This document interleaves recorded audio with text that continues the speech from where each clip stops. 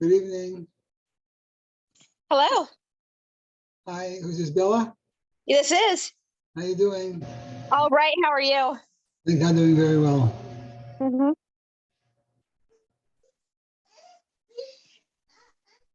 Have you been? Very well. Thank God. No complaints. What do you do? What kind of work do you do? I am a consultant for medical research, but mostly a stay-at-home mom right now. Interesting. I have a granddaughter who's into medical research. She's trying to get into the Weizmann Institute in Israel. Oh, nice. What field? I'm not sure which field of medical research, but one of the fields there. Mm-hmm. Which field do you specialize in? I work mostly now on the regulatory end of things, so kind of the back end administrative stuff. But when I was working in clinic, I worked mostly with cosmetic dermatologists. Where do you live? I'm in San Diego. San Diego.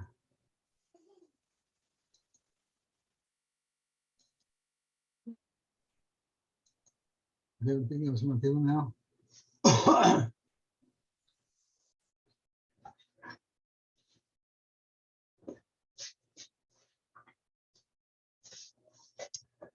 Good evening, everyone. Let me just pick up who else right now.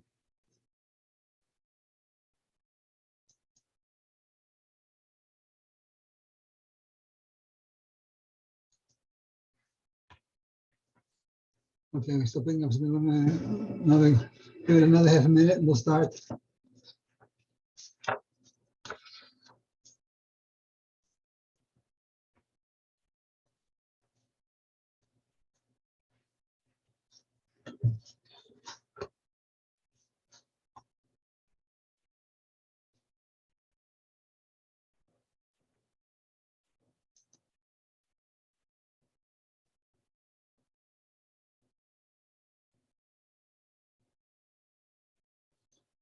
Okay, good evening, everybody.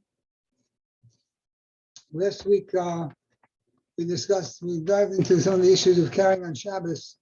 The truth to be told,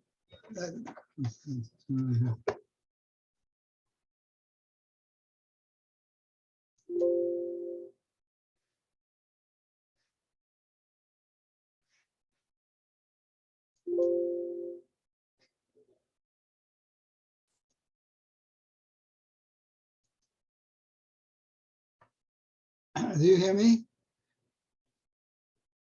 Do you hear me? Yes. Mm-hmm. Okay. Last week, I got into a discussion about carrying on Shabbos, but I really jumped the gun a bit. I have not yet studied the idea of Havdalah. And in terms of Havdalah, Shabbos ends. Well, that's another issue. When the Shabbos begin, when the Shabbos end. We know that Shabbos begins with sundown on Friday night. But we know in Judaism, there's Jewish law, there's Jewish custom. Shabbos begins with the sun setting. But on top of that, there is another special law in Judaism and Torah. And that is, there's a mitzvah to add on to the Shabbos. One may not start Shabbos exactly when it begins. One is obligated to begin, whether it's 5 or 10 minutes earlier or 15 minutes earlier. It's called the Mosif, adding on to Shabbos. The custom has been in America, throughout the world for the most part, that women accept the Shabbos 18 minutes before sundown.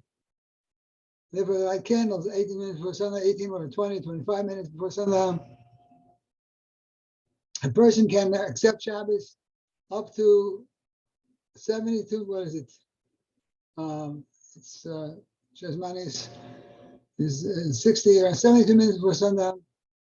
It's called Plaga Mincha. Plaga Mincha is an hour and a quarter. One can accept Shabbos as early as an hour and a quarter before sundown. And indeed, in many circles in the summertime, especially here in Michigan, where sundown is around 9 o'clock in the middle of summer. And therefore, to start Shabbos 9 o'clock and then go to services and come back home and start eating at 10:30 is something which a lot of people don't want to do, especially those who have younger children. So therefore, they should accept Shabbos with what is called a Plaga Mincha. The Plaga Mincha is an hour and a quarter before sundown. The idea being that in the Holy Temple, the afternoon sacrifice was offered not later than an hour and a quarter before sundown. And therefore, there's an opinion out there from the Talmud, rabbinic opinion, that an hour and a quarter before sundown is already called evening. If it's called evening, you can accept the Shabbat. That's called Plaga Mincha. Some places do it, some places don't do it. Here in Chabad circles in West Bloomfield, we do it because, as I said before, in Detroit, in the summer months, many times you have sundown beginning 9 o'clock, stars come out around 10 o'clock, start having supper, Friday night dinner at 10:30, 11 o'clock. It's difficult for many people. Let me just get a couple. 1 second. That waiting room is in the waiting room now.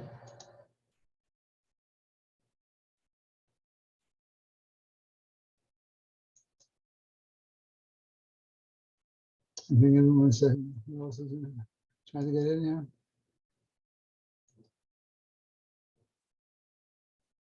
Laura, Jeremy, Miriam. Okay, I think we got to run in. So as I said, one can begin the Shabbos as early as an hour and a quarter before sundown. But if you do that, then you're declaring that period to be the evening. So the mincha got to be daven, has to be daven beforehand. So mincha got to be daven an hour and a quarter before sundown. Then you can accept Shabbos. That's one end of it. The other end of it is a person cannot, you're not supposed to begin Shabbos sundown, you're supposed to add to Shabbos. And the custom in America and many places, the women accept the Shabbos 18 minutes before sundown. So therefore they should not be doing work after that period of time. They should be lighting this Friday night candles at least 18 minutes before sundown, if not a little earlier, 20 minutes, 25 minutes. Now the period between sundown and the stars coming out is a gray area as to what that period is. Is it part of the previous day or part of the Shabbos? That's a gray area. It's a gray area. And therefore what we do is we begin the Shabbos before sundown, 18 minutes before sundown. And the period of from sundown to the three stars come out, we abstain from any work on Shabbos because it might be Shabbos. But we know for sure when three stars come out, that's certainly the next day. So Friday night when three stars come out, it's Shabbos. Saturday night when three stars come out, it's considered to be already the next day after Shabbos. What's the gap between the sundown and the stars coming out? Depends where you live. In Israel, which is south of America, closer to the equator, the gap between sundown and stars coming out is closer to around 20 minutes, 18 minutes. In America, especially here in Detroit, it's closer to between sundown and stars coming out, it's closer to around 40 minutes. In the winter, 40 minutes. In the summer, closer to 50 minutes between sundown and stars coming out. And therefore, one cannot say the Havdalah or end Shabbos until three stars come out, which I said is approximately, depending where you live. I know, for instance, I was in Florida two weeks ago with Shabbos. The gap between sundown and stars coming out in Florida is also around 20, 25 minutes. Here in Detroit, we observe around 40, 45 minutes. Some people observe an opinion called the opinion of Rabbi Tam, who says that it's 72 minutes wherever you live. That's a more severe opinion. It's called the Rabbi Tam. You find many people observing that, especially Hasidic people Many of the literature, the Jewish people study 72 minutes after sundown. They'll wait for Shabbos to end. They'll wait 72 minutes after sundown. Chabad does not do that. Chabad follows the opinion of Rebbe, also the opinion of Vilna Gaon. And that is, here in America, we'll be closer to 35, 40 minutes in the winter and 50 minutes in the summer.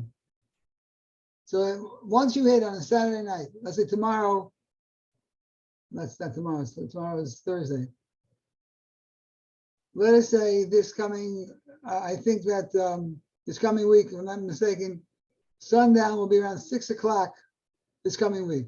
So I think it's a little earlier. Let's assume it's around 6 o'clock this coming Friday night. So women have to light the Shabbos candles at least 18 minutes before that, at least no later than 18 to 6.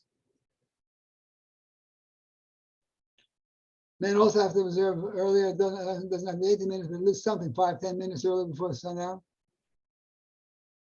When Shabbos is out, so if the sundown is 6 o'clock on Friday night, so it's around the same time Saturday night, you add 40 minutes, 40 to 60, 640. So 60-40, around 640 is when stars come out. And then only then can a person make Havdalah. You make Havdalah, then and only then can you do Burk. But in Havdalah itself, there are different categories of Havdalah. Havdalah means separation. God, we thank God for separating between evening and daytime and evening time, between Shabbos and the rest of the week, between the Jewish people and non-Jewish people. That's called Havdalah. Havdalah means to separate, to recognize the separation which God has made. And thank God for the separation. Now, this is done several ways. One way is done with the evening service on Saturday night.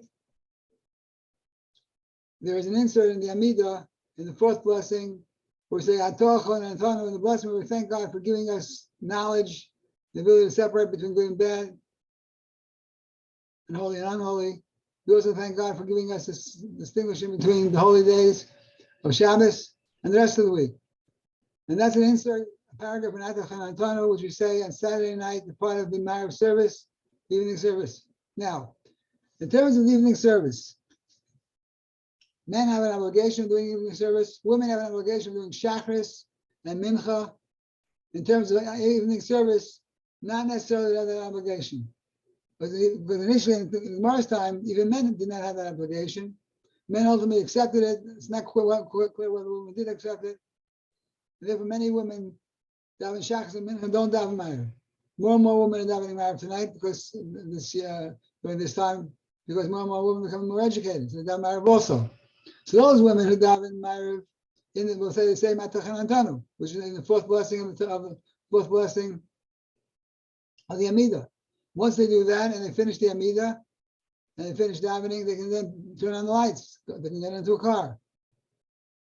If a woman chooses not to daven Ma'ariv and she has the option of doing that, then in order for her to turn on the lights right after Shabbos, or to start doing dishes, whatever she wants to do, she must first say, Baruch, blessed is God, Hamavdil ben Kodesh l'chol. Blessed is God who separates between holiness and that which is more secular, the unholy.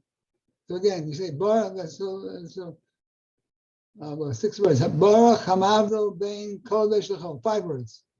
Blessed is God who separates between Kodesh, holiness, and that which is not holy. Then a woman can do work, get in the car, but that's the shortened part of the Havdalah. The longer part of the Havdalah, in order to be able to eat, you can't eat yet. In order to eat, you have to do Havdalah over wine and a candle and spices. Now, the wine is essential. The spices and the candle are not as essential. If the person has wine to make Havdalah, doesn't have a candle, or doesn't have spices, then you can eat afterwards anyway. Because the basic Havdalah, the primary Havdalah is most of the wine and the bracha you make, the paragraph you say. As I said, the spices and the candle are not optional, but if you don't have it, you can still make Havdalah and eat afterwards. What is the idea? of spices. So the Gemara tells us. 1 second. The Gemara tells us that when Shabbos enters, all of us are infused with an added dimension of spirituality. It's called an neshama said. It's called an extra neshama, an extra soul. It doesn't mean an actual extra soul, but it means on Shabbos we are infused with an extra measure of divinity, more spiritual on Shabbos. And that's why it's a mitzvah on Shabbos to enjoy food, enjoy things, because we're more spiritual. We can take the foods that we eat and elevate them because we're more spiritual. That's why it's a mitzvah of having nicer clothing on Shabbos, best clothing on Shabbos. When we're more spiritual, it's easier to have lofty thoughts to elevate what we're eating and elevate what we're wearing. That's when Shabbos enters. When Shabbos leaves, and this extra soul leaves us, so therefore the spices are symbolic, so to say, strengthening us. And even though the extra soul is leaving us, we still have the strength to endure and to go through the week successfully. That's called, we say, Borei Minei B'Samim. So when a person makes Havdalah, we usually have one person in the group making Havdalah. The other ones will listen. And the person in the group will begin with a paragraph. If you have a city, you'll see that. It's the first paragraph, which is an intro. And then you say, Bracha Borei Gafen of wine. You won't drink it yet, but you have to have the cup, which holds at least 4 ounces, like Kiddush cup. And you have to drink a bit more than half of the cup. The person who makes the Havdalah. They'll make the first bracha of the Gefen. You won't drink it yet. Then I'll make the blessing, Borei B'Samim, over the spices. And everyone around the room will be given these spices. The person who makes the bracha of the spices makes it for everybody. Everyone else just listens. And then we have the blessing over the candle, Havdalah candle, which is not like a Shabbos candle. Shabbos candle is one single, each one, you have several candles, each one is a single wick. The Havdalah candle is more of a torch. Why Havdalah candle on Saturday night? So the Gemara tells us that Adam and Eve were created on Friday. And it wasn't until Saturday night that Adam and Eve were the first ones to create fire, rubbing two stones together and creating fire. And therefore, to recognize that, we have Havdalah on Saturday night. They include the candle, from the Havdalah candle, which is more of a torch than a candle. And after that, we make the blessing, the God who separates between holiness and that which is not holy, between Klal Yisrael and the rest of the world, between darkness and light. And then that's the end of the Havdalah. And the custom is the person who makes the Havdalah will drink a little more than half the cup. And he will then extinguish the Havdalah candle with the wine of the Havdalah. Because when we pour the wine into the cup initially, the custom is when we pour the wine, we make sure the wine overflows over the rims of the cup to show that we bless this week with an overflowing blessing. And if there's wine make sure that the initial cup of wine is in a saucer. And therefore, once the Havdalah is finished, we take the wine, the torch of the Havdalah candle, and we extinguish it in the wine. The custom is, even though by Kiddush, everyone around the table gets a little Kiddush, that's not the case by Havdalah. Also, when it comes to Havdalah, if a man makes Havdalah, the man makes it for everybody. If a woman is by herself, then she makes Havdalah by herself for other women around her. But there is a question whether the woman have an obligation of Havdalah or not, is it like Shabbos or not? And therefore, if there's a man around, it's better for the man to make it. But if there's no man around, women will make it for each other, for themselves, and go through the whole process of both the wine and spices and Havdalah candle. If one did not make Havdalah on Saturday night, one can make Havdalah up until Tuesday afternoon. Havdalah can be done, therefore, if you didn't make Havdalah on Saturday night, you can make it Sunday morning too. It's not limited to the nighttime. It should be done Saturday night. But if one did not do it Saturday night, it can be done on Sunday morning. One can do it all the way up until Tuesday, but the only time you do fire, Havdalah candle, and spices is only Saturday night. If you can't do it Saturday night, if you have no Havdalah Saturday night, you do it Sunday or Monday or Tuesday, and you just do it over the wine, plus the paragraphs are said, and the wine, but you leave out the blessings over fire and the blessings over spices. Any questions on what we've discussed? One time Shabbos is over, Shabbos begins, Havdalah. Please, any questions?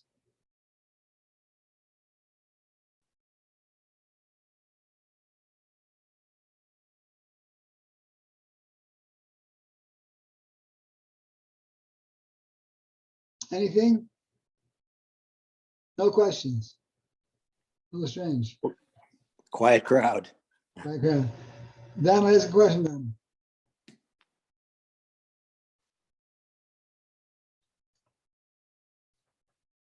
Now, by the way, the Havdalah candle on Saturday night is different than the Havdalah candle for Yom Kippur. On Yom Kippur, the Havdalah candle got to be a candle which was burning throughout the entire Yom Kippur. So you usually use a yard side candle, which we ignite before Yom Kippur begins, and then we have 25 hours till Yom Kippur is over, and then we make Havdalah over that yard side candle. On Saturday night, it's not a yard side candle. On Saturday night, we ignite a fire on Saturday night for Havdalah, but it's not from something which has to rest for 25 hours.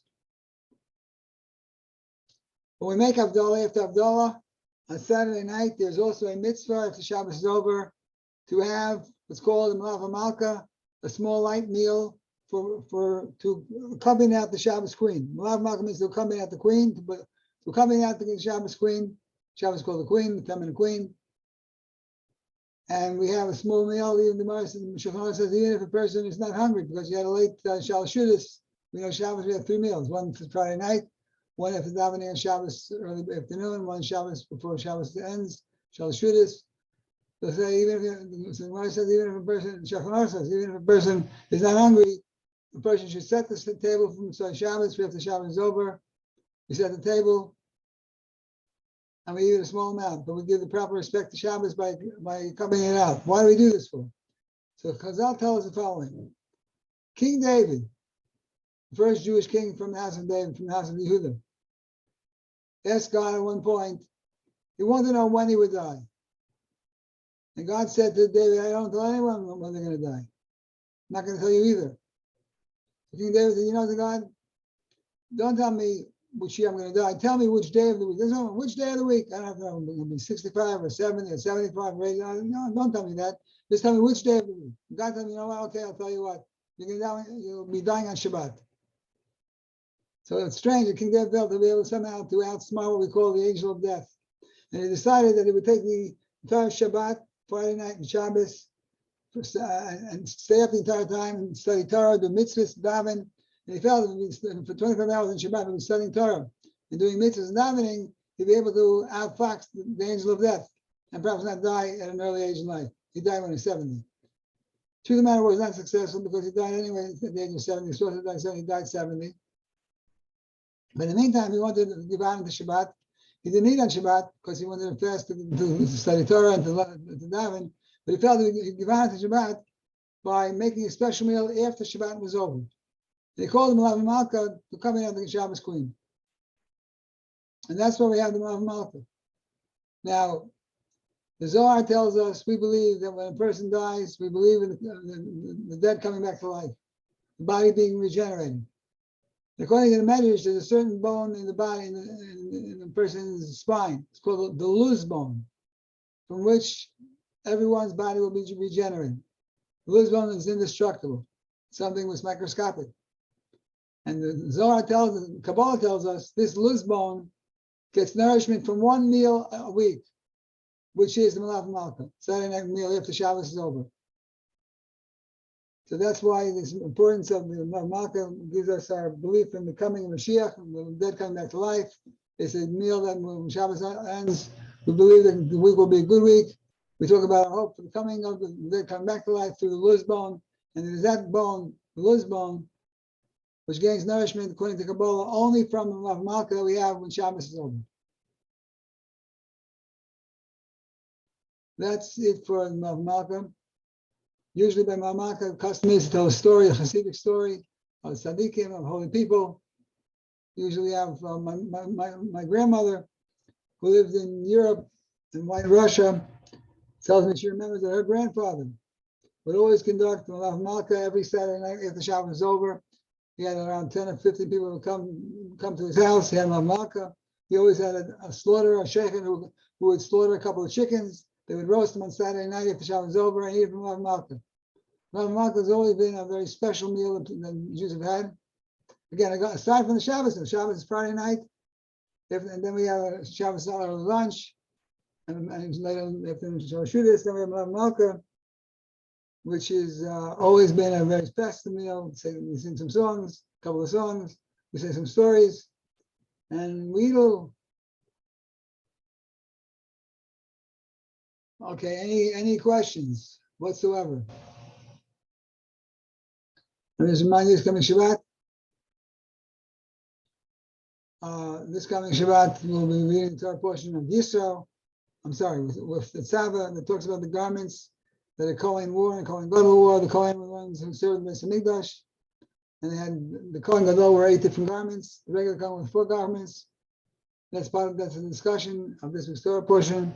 Those are discussions the incense. So we said that we have from Malka, we have an incense. From Havdalah, we have incense, spices. Those are discussions. The spices alter in its function in the temple. And that's a short synopsis of the coming week of Kislev.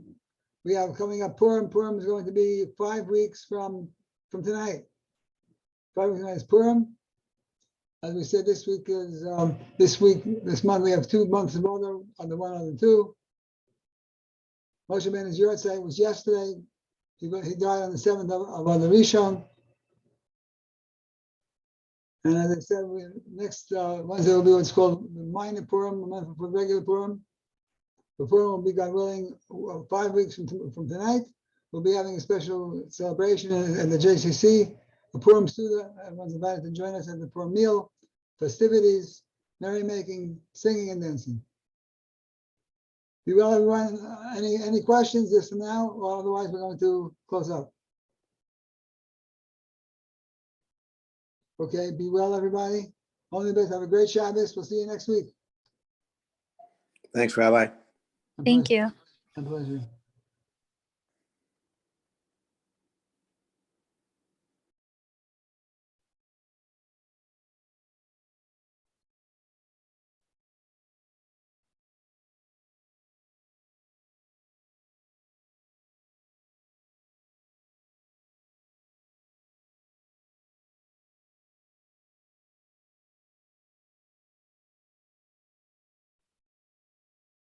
You're welcome, Flora.